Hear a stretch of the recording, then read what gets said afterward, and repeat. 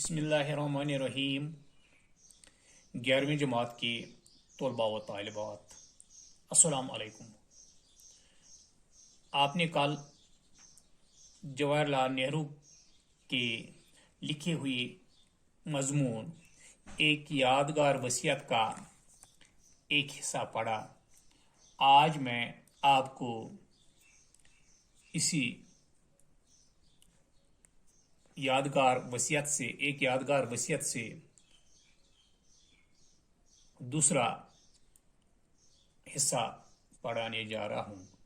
आप अपनी किताब का सफ़ा नंबर 45 निकालिए और गौर से सुनिए। जहां तक मेरी ज़ात का ताल्लुक है, गंगा में राग बहाने की ख्वाहिश किसी मजहबी ख्याल से नहीं है। मेरे नज़दीक ये बात कोई अहमियत नहीं रखती है। मुझे बचपन ही से गंगा और जमुना से लगाव रहा है और जैसे जैसे मैं बड़ा हुआ यह लगाव बढ़ता रहा। मैंने मौसमों की तब्दीली के साथ इन नदियों की तरंगों को देखा है और सदियों से जो तारीख, किस्से, कहानियां, गीत और संगीत इनके साथ जुड़ गए हैं और इनके बहते हुए पानी में घुल मिल गए हैं, इस पर सोच विचार करता रहा हूं। गंगा तो खास भारत की नदी है, जनता को प्यारी है। हिंदुस्तान में मुख्तलिफ नस्लों का आबाद होना, उनकी उम्मीदें और उनके अंदेशे, उनकी हार और जीत की कहानी गंगा के सीने में छुपी हुई है। गंगा तो हिंदुस्तान की पुरानी तहजीब की निशानी है, सदा बदलती, सदा बहती। फिर वही गंगा की गंगा, वो मुझे याद दिलाती है हिमालय की बर्फ से ढकी हुई चोटियों की, गहरी वादियों की, जिनसे मुझे प्यार है। इनके नीचे जरखेज मैदानों की, जहां काम करते मेरी जिंदगी गुजरी है। मैंने सुबह की रोशनी में गंगा को मुस्कुराते, उछलते, कूदते देखा है। शाम के साये में उदास काली सी चादर ओढ़े हुए, जाड़ों में सिमटी हुई, आहिस्ता आहिस्ता बहती सुंदर दहार और बरसात में दौड़ती हुई समंदर की तरह चौड़ा सीना लिए और समंदरों को बर्बाद करने की ताकत लिए हुए, यही गंगा मेरे लिए निशानी है। भारत की कदीम तहजीब की, जो आज तक बहती हुई आई है और जो जमाना हाल में से गुजरती हुई मुस्तकबल के महान सागर की तरफ बहती चली जा रही है।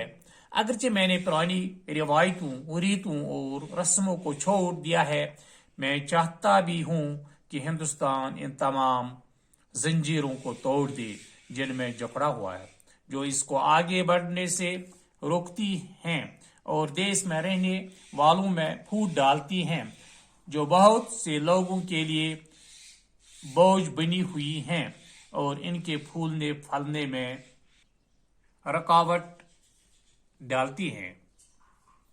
अगरचे मैं ये सब चाहता हूं, फिर भी मैं ये नहीं चाहता कि अपने को पुरानी बातों से बिल्कुल अलग कर लूं।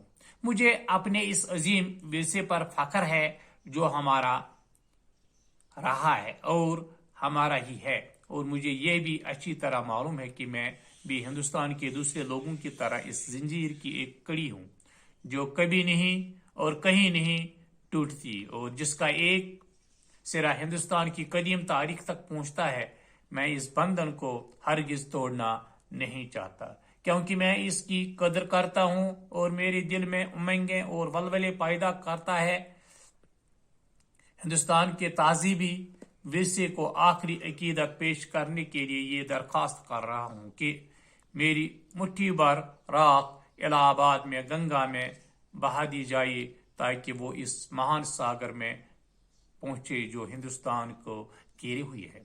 अपनी राख के बाकी हिस्से के मुतालिक मेरी आरज़ू है कि इस हवाई जहाज में ले जाकर उन खेतों में बखेर दिया जाए जहां भारत के किसान मेहनत व मशक्कत करते हैं, ताकि वो भारत की मिट्टी में मिल जाए और वतन की खाक में मेरी मिट्टी मिलकर हिंदुस्तान का अबदी हिस्सा बन जाए। इसमें चंद नए अल्फाज आपके लिए हैं। महान सागर یہ ہندی لفظ ہے بڑا سمندر، بحر اعظم، مراد بحر ہند۔ بندھن رشتہ، ریت، رسم و رواج۔ امنگ شوق، ولولے، جوش، ورثے میں، وراثت میں، بزرگوں کی طرف سے ملا ہو۔ فخر، ناز، گمنڈ۔ اہل قابل، پھوٹ ڈالنا، جھگڑا پیدا کرنا، تضاد پیدا کرنا۔ عقیدت، اعتقاد، دل کا بھروسہ۔ یہ سبق ایک یادگار وصیت پنڈت جواہر لال نہرو کی تقاریر سے لیا گیا ہے۔ اس میں پنڈت نہرو ہندوستانی عوام کی محبت اور احترام کا شکریہ کرتے ہیں۔ اس طرح سے میرا آج کا موضوع مکمل ہو جاتا ہے۔ وما علینا الا البلاغ۔